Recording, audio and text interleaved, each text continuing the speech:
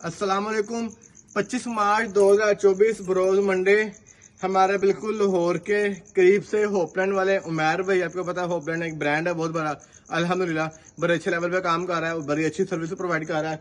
उनके लिए अपने फार्म के लिए उनके एक ब्रूडर जो कि हमारा अपना बना हुआ है माशाल्लाह से, फुल लोडेड ऑटोमेटिक है, ट्रे के साथ है, एग्जॉस्ट फैन के साथ है, विकॉई ब्रांड का कंट्रोल लगा हुआ है और शहनशाह मॉडल में।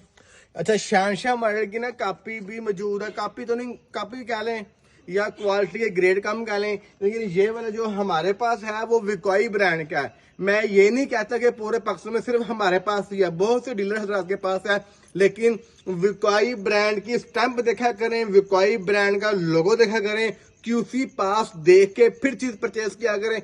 नंबर नोट कर लें 0304 लोकेशन हमारी लाहौर मनावा जीटी रोड। पूरे पाकिस्तान में कैश ऑन डिलीवरी की सहूलत मौजूद है। रमजान करीम की बरकतें हैं, सहरी का टाइम बिल्कुल करीब है और ये बरकतें हैं, अल्हम्दुलिल्लाह, जज़ाकल्लाह खैर।